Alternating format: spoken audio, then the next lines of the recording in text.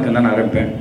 ஏன்னா ஒரு 2 மாதமாக வந்து பார்த்திபன் சார் வந்து நான் ஃபாலோ பண்ணிவிட்டு எங்கே கூப்பிட்டு என்ன பல இடங்களில் மீட் பண்ணி கிட்டத்தட்ட ஒரு 10 இடத்துல மீட் பண்ணியிருக்கோம். மீட் பண்ணி பொதுவாக தான் பேசிகிட்டு இருப்பார். திடீர்னு ஒரு நாள் நான் ஜிம்மில் இருக்கும்போது ஃபோன் பண்ணுவார். ஃபோன் பண்ணி சாந்தனு நீங்களும் கீர்த்தியும் சேர்ந்து நடிப்பீங்களா அப்படின்னு கேட்பார். சார் நல்ல ஸ்கிரிப்டாக இருந்தால் கண்டிப்பாக நடிப்போம். ஏன் அப்போ இது வரைக்கும் அவங்க அவங்க அவங்க அவங்க நடிக்கிறதுக்கு அவங்களுக்கு ஓகே அப்படின்னு கேட்பாரு. இல்லை சார் அவங்களுக்கு ஓகே தான், பட் அவங்க அப்பா கொஞ்சம் ஸ்ட்ரிக்டாக இருந்தார். பட் இப்போ கல்யாணம் ஆனதுக்கப்புறம் அவர் சரி ஹஸ்பண்ட் என்ன டிசிஷன் எடுக்கிறாரோ ஓகேன்னு சொல்லிட்டாங்க. ஸோ இதுக்கு மேலே நல்ல ஸ்கிரிப்ட் தான் கிடச்சா கண்டிப்பாக நடிப்போம்னு சரின்னு சொல்லி வச்சுருவார். அப்புறம் ஒரு 20 நாள் 30 நாள் ஒரு மாதத்துக்கு அப்புறம் திரும்பி ஃபோன் பண்ணி இந்த மாதிரி ஒரு விஷயம் பிளான் பண்ணுறேன், இந்த மாதிரி விஷயம் உங்களுக்கு ஓகே அப்படின்னு கேட்பாரு. ஸோ இது இப்படியே வந்து ஒரு 2 மாதம் 3 மாதம் 4 மாதமாக போயிட்டே இருந்துச்சு. பட் எனக்கு எதுக்கு ஃபோன் பண்ணுறாரு, எதுக்கு என்ன கேட்குறாருன்னு எனக்கு புரியாது. ஆனால் ஒரு விஷயம் மட்டும் தெரியும், சாந்தனுக்கு நம்மளால் முடிஞ்சது என்ன பண்ண முடியுமோ அதை ஏதாவது ஒன்று பண்ணணும் அப்படின்னு அவர் மனசில் கண்டிப்பாக இருக்குது. இந்த மாதிரி ஆரம்பிக்கிறோம், நெக்ஸ்ட் வீக் ஷூட்டிங் ஆரம்பிக்கிறோம், நீங்கள் உங்களுக்கு இது ஓகே நம்ம இதை இமீடியட்டாக எக்ஸ்டார்ட் பண்ணிடலாம் கடற்கடன்னு பேசினார். எனக்கு ஒன்றும் புரியல. எனக்கு இல்லை சாந்தனு நீங்கள் என்னை நம்பி வாங்க, என்னை நம்பி என்கிட்ட எல்லாத்தையும் ஒப்படைச்சிட்டு வாங்க, நம்ம நல்ல ப்ராஜெக்டாக பண்ணலான்னாரு. ஓகேன்னு சொன்னேன். 2வது நாள் ரிஹர்சல் கிளம்பி போயிட்டேன். 3வது நாள் ஷூட்டிங் போயிட்டேன். இன்றைக்கி திடீர்னு பார்த்தா டப்பிங்கை முடிச்சிட்டேன். முடிச்சுட்டு இன்றைக்கி ப்ரெஸ் ரிலீஸ் உட்காந்துருக்கேன். அடுத்த மாதம் ஆடியோ ரிலீஸ்னு சொல்கிறாரு, 23 ரிலீஸ்ன்னு சொல்கிறாரு. ஸோ உண்மையிலே நான் ரொம்ப குழப்பத்தில் இருக்கேன். ஏன்னா ஒருத்தரால் இவ்வளோ ஃபாஸ்ட்டாக முடிக்க முடியுமா? இவ்வளோ விஷயங்கள் வந்து ஏன்னா நம்ம சினிமாவில் நம்ம எல்லாருமே பார்த்துட்ருக்கோம். ஒரு விஷயம் எப்போ ஒன்று ஆரம்பித்து அதுக்கு உண்டான விஷயங்கள் கரெக்டாக அது ஃபார்மில் வந்து விழுந்து நிறைய விஷயங்களை தாண்டி கடந்து நம்ம வந்து இந்த படத்தை ரிலீஸ்க்கு ரெடி பண்ணுறோம். பட் இது வந்து ஆரம்பித்ததுலேருந்தே ரொம்ப பாசிட்டிவாக, எந்த ஒரு பிரேக்கும் இல்லாமல் ரொம்ப பாசிட்டிவாக வந்து இவ்வளோ தூரம் வந்திருக்கு. பாசிட்டிவாக ரிலீஸ் வரைக்கும் கூட நான் போகணும்னு நம்புகிறேன். எனக்கு சினிமாவை தவிர ஒன்றுமே தெரியாது. என்னோடய ப்ரொஃபைலில் போட்டிருப்பேன், என்னுடைய படிப்பு என்னன்னா நத்திங் பட் சினிமா அப்படின்னு போட்டிருப்பேன். சினிமாவை தவிர நமக்கு ஒன்றும் பொழப்பு தெரியாது. அது இந்த 500 1000 மாறினாலும் சரி, நாளைக்கு 2000 செல்லாதுன்னு சொன்னாலும் சரி, நமக்கு சினிமாவை தவிர ஒரு குழப்பம் தெரியாது. நான் இந்த படத்தையே ரொம்ப ஒரு மாதிரி அப்ட்ராக்டாக சொல்லியிருக்கேன். இந்த தைரியம் எனக்கு எங்கேருந்து வந்ததுன்னா கதை திரைக்கதை வசனம் படத்தோட வெற்றிக்கு அப்புறம் தான். என்னுடைய உடன் வேலை செஞ்ச கிருஷ்ணமூர்த்தி அந்த மாதிரி நிறைய பேர் என்ன சொன்னாங்கன்னா, இது ரொம்ப குழப்புது சார் கதை திரைக்கதை வசனம், முன்ன பின்ன சொல்கிற விதம் வந்து அவ்வளோ தூரம் புரிஞ்சுக்குவாங்களான்னு தெரியல ஆடியன்ஸ். நம்ம எப்போவுமே ஆடியன்ஸை வந்து குறைவாக மதிப்பிட்டு அவங்களுக்காகவே நம்ம கமர்ஷியல் படம் தயாரிப்போம். அவங்களுக்கு 4 பாட்டு ஃபைட்டு இந்த பஞ்ச் டைலாக் இதெல்லாம் பேசினா தான் அவங்களுக்கு பிடிக்கும்னு நினைப்போமே தவிர, வேற ஒரு செக்டர் ஆஃப் ஆடியன்ஸ் இருக்காங்க. அவங்களுக்கு வந்து அவங்களுடைய அறிவு வளர்ச்சிக்கு தகுந்த மாதிரி நம்ம படம் எடுத்தால் டெஃபினட்டாக அந்த படம் வெற்றி பெறுங்கிறதுக்கு கதை திரைக்கதை வசனம் வந்து இயக்கம் படம் வந்து ஒரு பெரிய உதாரணமாக இருந்தது. ஸோ அது கொடுத்த தைரியம். தியேட்டரில் போய் பார்த்தோன்னா அவங்க சொன்னதெல்லாம் பொய் ஆயிடுச்சு. அங்கே போனால் நான் என்னெல்லாம் ஜிக்ஸாக்காக பண்ணியிருந்தேனோ அது எல்லாமே மிக பெருசாக ரசிச்சிருந்தாங்க. அதனால் இந்த படத்தையும் நான் ரொம்ப ஒரு மாதிரி அப்ட்ராக்டாக சொல்கிற விதத்தில் மட்டும்தான். இந்த 2 மணி நேரம் சினிமாவில் நமக்கு என்ன வேணும்னா, நம்ம கதையெல்லாம் நிறைய பார்த்துட்டோம். நம்ம தாத்தா பாட்டிலேருந்து நிறைய கதை சொல்லிட்டாங்க.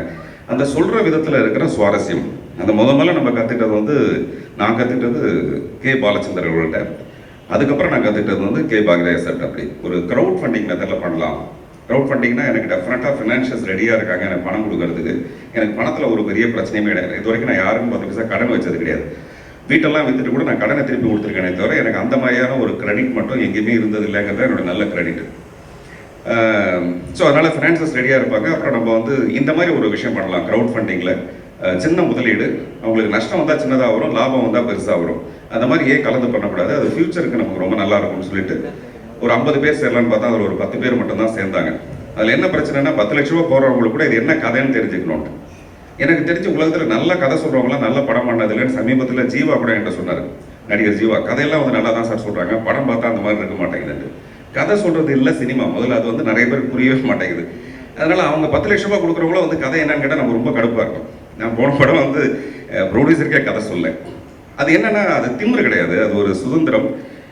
2 நாளைக்கு முன்னாடி கௌதம் மேனன் பேசுனதில் வந்து இந்த படத்தை பற்றி அச்சம் என்பது மனமேனை பற்றி சொல்லும்போது நிறைய விஷயங்கள் சொன்னார். அதில் எனக்கு ஒரு விஷயம் உடன்பாட்டாக இருந்தது. ஒரு கிரியேட்டருடைய திமிர் இருக்குது பார்த்தீங்களா, அந்த திமிரு தான் அந்த படத்தை கொடுக்குற ஒரு விஷயம்.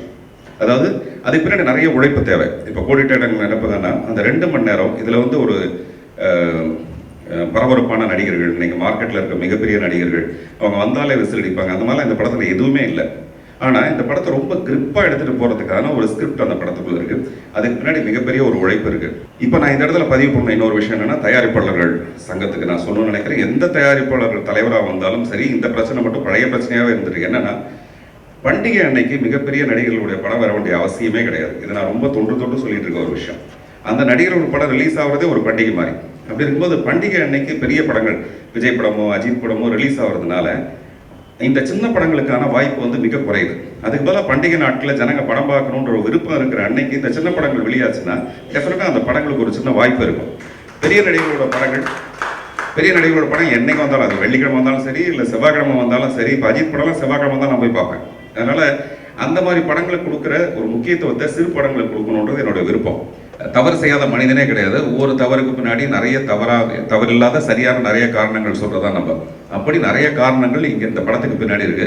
அதே மாதிரி படம் ரிலீஸ் ஆகி ஒரு ஷோ முடியறதுக்குள்ளே இப்போ விமர்சனங்கிற பேர்ல கிடுகிடுன்னு அந்த படத்துல வந்து இதோட ப்ளஸ் பாயிண்ட் என்னன்னா, மைனஸ் பாயிண்ட் என்னன்னா, இதுல மிஸ்டேக் என்னன்னு சொல்லுவாங்க. அப்படி யாரும் இந்த படத்துல மிஸ்டேக் என்னன்னு சொல்ல முடியாது. ஏன்னா நானே சொல்றேன் இந்த படத்துல மிஸ்டேக் இருக்குன்னு சொல்லிட்டு. அதுதான் அந்த மிஸ்டேக்கோட ஐடியா. மொத்த காட்சியுமே கொஞ்சம் கிக்காக தான் இருக்குது இந்த படத்தில். மொத்த காட்சி மட்டும் இல்லை, மொத்த காட்சியுமே அப்படி தான் இருக்கும். நான் முதல்ல சொன்னேன் இல்லைங்களா, கதை திரைக்கதை வசனம் வந்து ஒரு ரொம்ப ரொமான்ஸுக்கான இடமே கிடையாது அந்த ஸ்கிரிப்டில். ஒரு டைரக்டர் அவர் கஷ்டப்பட்டு ஒரு படம் பண்ணுறதுக்கு ட்ரை பண்ணிட்டு இருக்க ஒரு கதைக்குள்ள முடிஞ்ச வரைக்கும் அங்கங்கே சின்ன ரொமான்ஸ் ஒன்று இருக்கும். கொய்யா பழமா, அது கொய்த பழம் தான், அந்த மாதிரி சின்ன விஷயங்கள் இருக்கும். அதை ரசிக்கிறதுக்கு ஒரு பெரிய கூட்டம் இருந்தது. ஸோ அதனால் என்ன பண்ணேன், இந்த படத்தில் ரொமான்ஸ்க்கு வந்து ரொம்ப முக்கியத்துவம் வந்து கதைப்படியே இருக்குது. ஸோ அதனால் ஆக்சுவலாக முத்த காட்சியில் ஒன்றும் பெரிய சுவாரஸ்யமே கிடையாது. அந்த முத்தத்துக்கு நெருங்குற இடம் இருக்குது பார்த்தீங்களா, அங்கே தான் சுவாரஸ்யமே இருக்குது. அந்த மாதிரி இந்த படத்தில் எல்லா இடத்துலையும் அந்த மாதிரி நெருக்கமான காட்சிகள் உண்டு. இப்போ என்னுடைய படங்கள் எல்லாமே ஹவுஸ்ஃபுல்லோ, எல்லா படமே வந்து ரொம்ப அட்வான்ஸாக எடுத்து அப்படின்னு ஒதுக்கிடுவாங்க. சத்தியமாக கதை திரைக்கதை வசனம் இயக்கத்துக்கும் அப்படி தான் நான் பயந்துகிட்டே இருந்தேன். இதே மாதிரி சொல்லி நம்மளை ஒதுக்கிட்டாங்கன்னா என்ன பண்ணுறதுன்னு சொல்லிட்டு அது ஒதுக்கலை, அக்செப்ட் பண்ணிட்டாங்க. அதுதான் இன்னைக்கு ஆடியன்ஸ் கிட்ட இருக்க டேஸ்ட். ஸோ ஆடியன்ஸ் ரொம்ப வளர்ந்துட்டதுனால இந்த படத்தை வந்து அப்படி ஒதுக்க மாட்டாங்கன்னு நம்பிக்கை இருக்கிறாங்க.